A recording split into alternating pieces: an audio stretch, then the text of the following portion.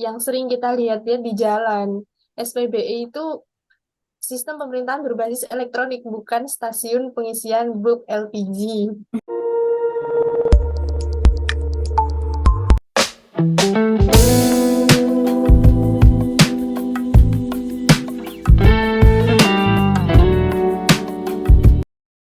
Assalamualaikum warahmatullahi wabarakatuh. Waalaikumsalam warahmatullahi wabarakatuh.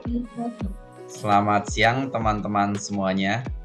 Kembali lagi bersama kita di podcastnya Berakhlak. Bangga melayani bangsa. Jadi teman-teman, hari ini kita Latsar CPNS Kabupaten Kuningan, Angkatan 4, kelompok 4, kelompok kecil 1, sudah memasuki hari ke-9 dengan pembahasan Smart ASN. Jadi gimana nih teman-teman, hari ke-9-nya teman-teman, apakah sudah mulai bosan melihat screen laptop atau bagaimana nih? Kita Wah, semangat Semangat dong. semangat. Baik. ASN harus bersemangat. Mantap. Kang Jamal di mana sekarang posisi Kang? Sekarang di perpustakaan Bang Alwi.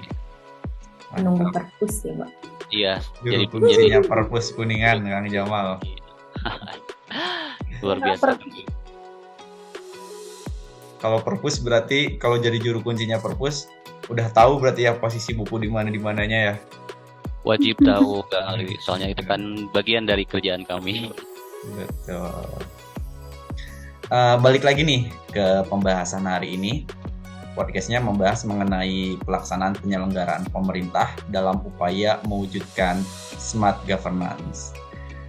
Nih, ada kata smart governance. Apa sih sebenarnya smart governance itu? Smart governance itu jadi gini, ya. Pada era digital seperti sekarang ini, transformasi pemerintahan menjadi semakin penting dan harus terus dilakukan. Jadi agar kita bisa beradaptasi dengan perkembangan teknologi dan masyarakat yang semakin canggih. Salah satu cara untuk mencapai hal tersebut adalah dengan penerapan smart governance, yaitu sistem pemerintahan yang memanfaatkan teknologi informasi dan komunikasi untuk mengoptimalkan kinerja pemerintahan dan memberikan pelayanan publik yang lebih baik. Pengertian smart governance sendiri itu adalah sebuah tata kelola pemerintahan cerdas bertujuan untuk mewujudkan peningkatan kinerja pelayanan publik, kinerja birokrasi pemerintah, dan kinerja efisiensi kebijakan publik. Sedangkan konsep dari smart governance yaitu konsep smart governance dapat diterapkan dalam berbagai bidang dalam pemerintahan, seperti perencanaan pembangunan, terus manajemen sumber daya manusia, dalam hal keuangan, pengawasan, dan pelayanan publik. Di sini ada beberapa contoh penerapan smart governance adalah yang pertama, e-government. Pemerintah dapat memanfaatkan teknologi informasi dan komunikasi untuk mempercepat dan mempermudah proses administrasi publik, seperti contohnya pelayanan publik, pengarsipan, dan komunikasi dengan masyarakat. Yang kedua yaitu pengambilan keputusan berbasis data, di mana pemerintah dapat memanfaatkan data yang terkumpul dari berbagai sumber untuk membuat keputusan yang lebih akurat dan efektif. Hal ini dapat membantu pemerintah dalam melakukan perencanaan pembangunan dan pengawasan pemerintah. Itu ada pembangunan smart city, di mana konsep smart governance dapat diterapkan dalam pembangunan smart city, di mana teknologi informasi dan komunikasi digunakan untuk meningkatkan kualitas hidup masyarakat dan efisiensi pemerintahan dalam penyelenggaraan layanan publik. Seperti itu mungkin. Jadi kesimpulannya smart governance ini ialah sistem pemerintahan yang memanfaatkan teknologi informasi dan komunikasi untuk mengoptimalkan kinerja pemerintahan. Betul ya? Ya, betul. Seperti itu. Dalam prakteknya, smart governance juga mengacu pada pengertian governance tadi ya. ialah penyelenggaraan pemerintah yang melibatkan adanya kolaborasi antara pemerintah, masyarakat, dan pihak swasta. Jadi pemerintahan hari ini itu dituntut adanya mengedepankan kolaborasi gitu ya. Jadi berbeda dengan konsep pemerintahan dulu gitu. Hanya pemerintahan hanya berjalan dengan sendiri gitu. Sekarang itu perlu adanya pengedepanan kolaborasi-kolaborasi gitu ya. Tadi juga disinggung ya, penggunaannya tidak terlepas dari pemanfaatan teknologi tentunya ya. Berkaitan dengan sistem pemerintahan berbasis elektronik ya. Nah, sistem pemerintahan berbasis elektronik ini sendiri apa sih sebenarnya? Bagaimana konsep dan apa gitu makna dari sistem pemerintahan berbasis elektronik itu sendiri? Ya, untuk sistem pemerintahan berbasis elektronik, kita sering menyebutnya dengan SPBE, agar tidak kepanjangan ya, SPBE.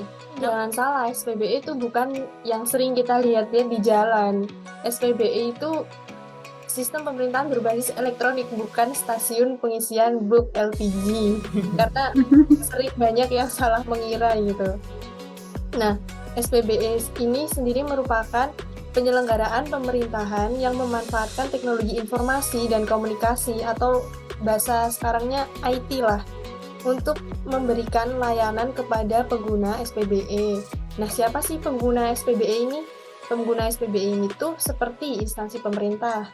Kita ini semua sebagai aparatur sipil negara, lalu pelaku bisnis, masyarakat, dan pihak-pihak lainnya. Nah, hal ini udah tertuang di Peraturan Presiden Nomor 95 Tahun 2018 tentang Sistem Pemerintahan Berbasis Elektronik. Nah, SPBE ini ditujukan untuk mewujudkan tata kelola pemerintahan yang bersih, efektif, transparan, partisipatif, inovatif, dan akuntabel, serta pelayanan publik yang berkualitas dan terpercaya.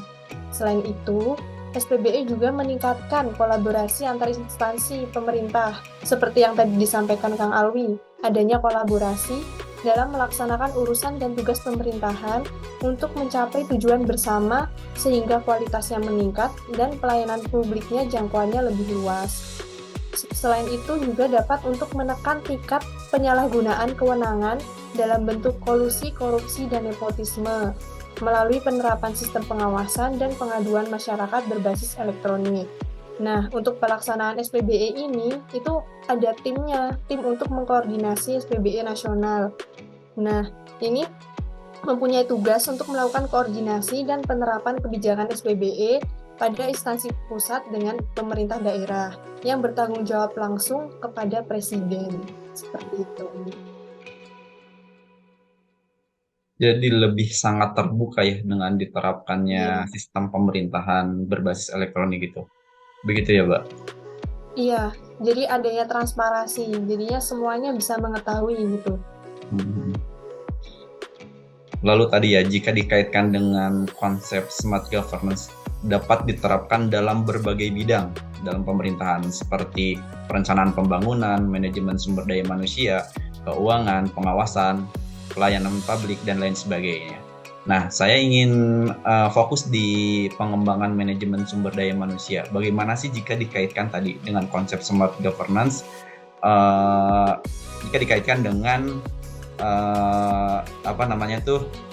pengembangan manajemen sumber daya manusia? Bagaimana?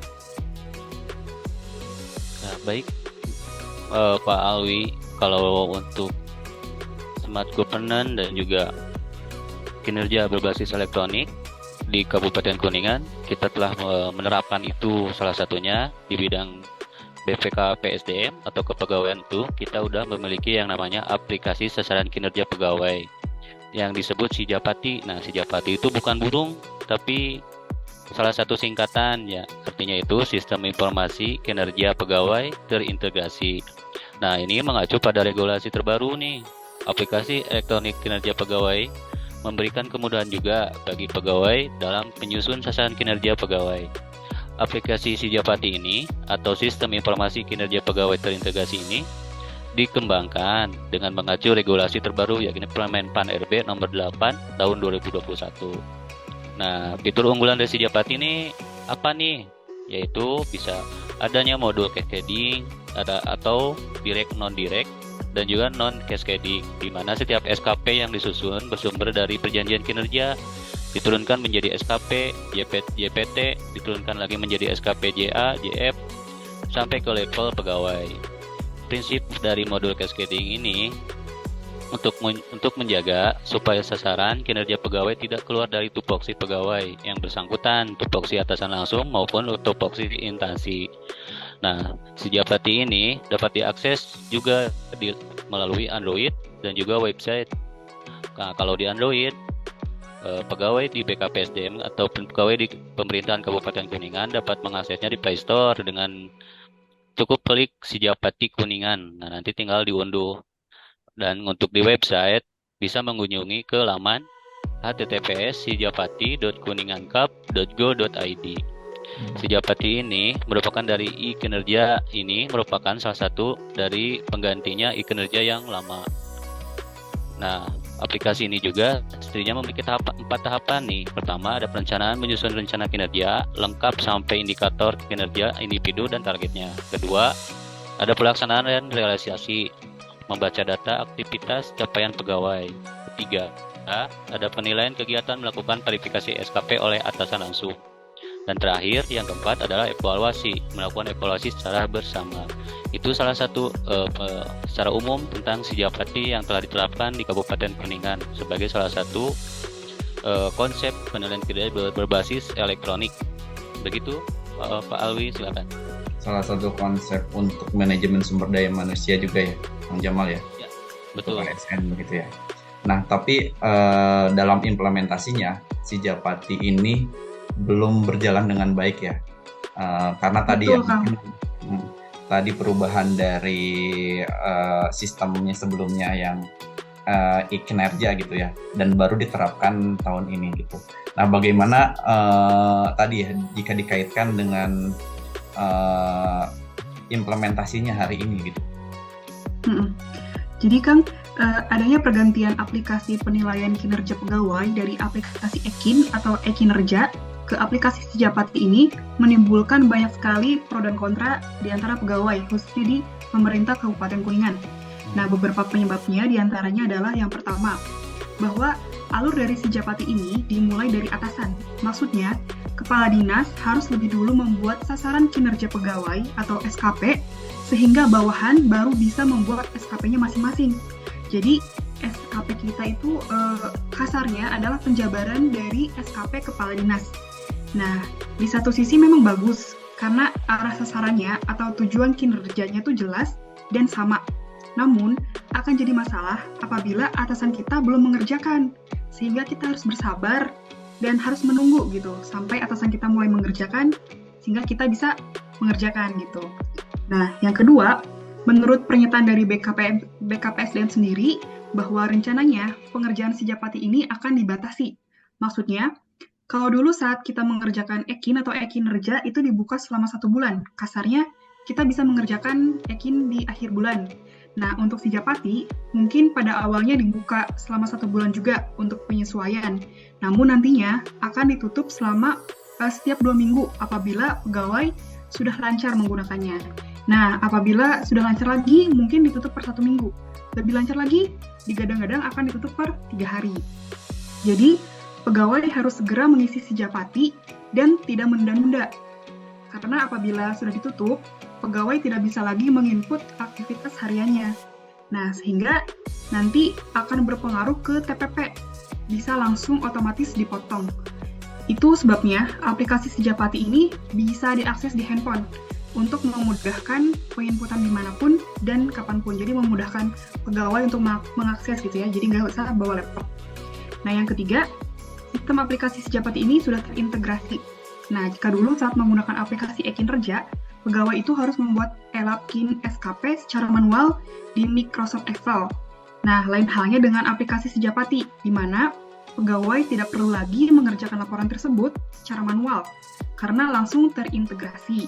Sehingga pengisiannya selain tidak boleh ditunda-tunda, juga tidak boleh dilakukan asal-asalan yang penting jadi, karena akan berpengaruh pada penilaian SKP. Dan itu tidak bisa diperbaiki. Jadi, memang harus berhati-hati dalam pengisian. Yang keempat, pegawai yang mengerjakan Sejapati ini masih terkendala oleh server yang sering down. Jadi maintenance dari aplikasi Sejapati masih kurang optimal, sehingga sering kita dapati websitenya error, websitenya tidak dapat dijangkau. Bahkan, aplikasi Sejapati di smartphone terkadang seringnya sulit diakses. Nah, seharusnya sebelum digunakan, aplikasi Sejapati ini harus sudah siap dan stabil, minimal seperti aplikasi sebelumnya yaitu e-Kinerja. Jadi, kita sebagai pegawai tidak simpang siur gitu dalam pengerjaannya. Misalnya, pegawai dituntut untuk segera mengisi SKP bulanan tahun 2023, tetapi saat membuka website atau aplikasi di Android, ternyata sedang down. Nah, itu kan jadi membingungkan dan menyulitkan gitu ya. Yang kelima, kurangnya sosialisasi penggunaan aplikasi Sejapati. Pihak BKPSDM sendiri memang sudah melakukan sosialisasi mengenai aplikasi ini. Kita bisa menemukannya di channel YouTube-nya. Namun, pemahaman pegawai mengenai aplikasi ini masih belum merata. Masih ada pegawai yang kebingungan tentang tata cara pengisian Sejapati. Biasanya hanya pegawai-pegawai tertentu yang paham gitu pengisian Sejapati. Nah, hal ini bisa disebabkan oleh kurangnya aware dari pegawai mengenai urgensi aplikasi Sejapati. Begitu, Kang. Iya, betul. Tapi jika kita kaitkan dengan belum terimplementasinya dengan baik gitu ya aplikasi Sejapati ini gitu, apakah dari pihak BPSDM gitu belum memetakan resiko-resiko ini gitu? Ketika ini kan sebenarnya maksudnya baik gitu, ada perubahan dari Ekin gitu, perbaikan dari sistem Ekin itu disempurnakan oleh aplikasi Sejapati.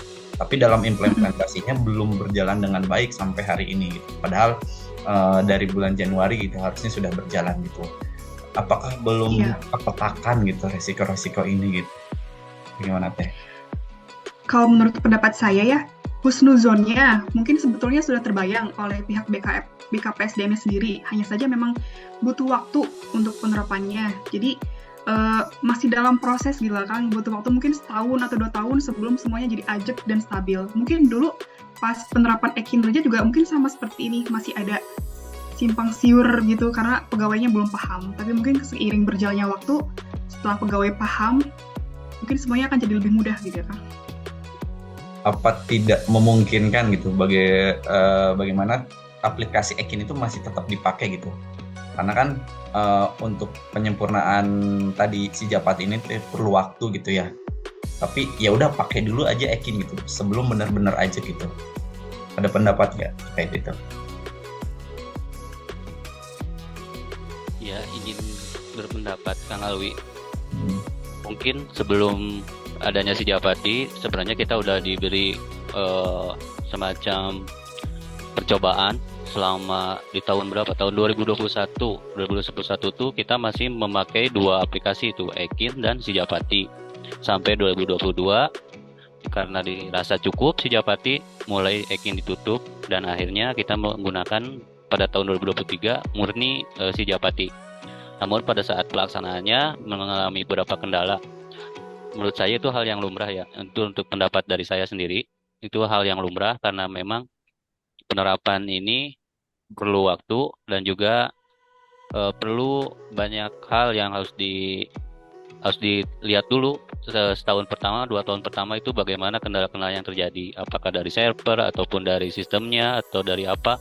Justru ini hal yang bagus, terutama ini justru Sejapati ini adalah aplikasi yang terbaru, otomatis ini udah lolos dari BKPSDM dalam proses seleksinya, jadi nggak sembarangan gitu. Aplikasi ini udah lolos dan tidak sembarangan, dan ini dapat menjadi pengganti Ekin yang lama itu, berarti banyak kelebihan, fitur-fitur kelebihan yang ada di Sejapati ini. Jadi menurut saya ini sudah trial dari tahun 2021, 2022 itu udah cukup, tapi memang ada kendala, menurut saya itu wajar. Dan ini salah satu dobrakan yang bagus untuk pengembangan sistem kepegawaian di Kabupaten Kuningan. Begitu, Kang Alwi. Jadi ya kita berdoa mungkin ya, mudah-mudahan ini cepat bisa dibereskan gitu, bisa terimplementasikan ya sistem ini. Karena tadi tujuan Sejapati ini sangat baik jika kita kaitkan dengan konsep smart governance tadi ya. Karena bagaimanapun SDM pemerintah yang baik hari ini ialah SDM pemerintah yang bisa transparan ya dan akuntabel begitu ya teman-teman. Ada tambahan mungkin dari teman-teman terkait smart governance atau tadi aplikasi Sejapati ini? Cukup. Cukup banyak. Cukup ya. Mungkin langsung ditutup saja oleh saya ya. Ada sedikit quotes ya. Teknologi informasi yang perkembangannya sangat deras dan cepat dapat memudahkan kita dalam berbagai hal sendi kehidupan. Tapi tentu itu juga harus dibarengi dengan upaya kita melestarikan jati diri kita. Jadilah kau menjadi manusia yang berpikir global dan bertindak lokal. Terima kasih. Assalamualaikum warahmatullahi wabarakatuh.